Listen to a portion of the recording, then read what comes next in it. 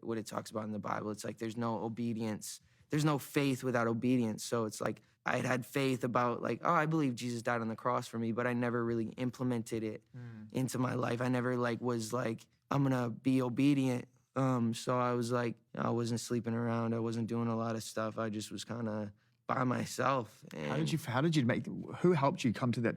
Because I'm sure there are a lot of, and I don't mean this in a judgmental way, it's just humanity and everyone's on their own journey.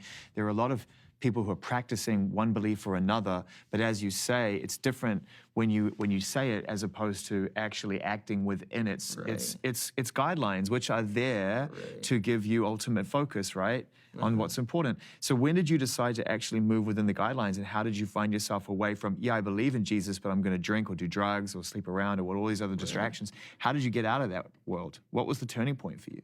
I think it was my perception of who Jesus really was, you know?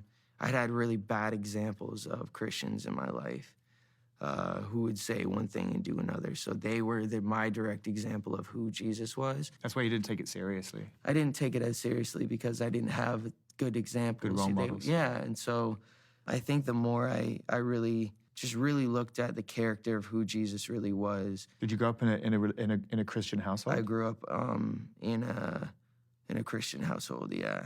But my mom was, I mean, she was really hurt growing up. I mean, she had so many things going on in her life, so she was navigating her faith journey.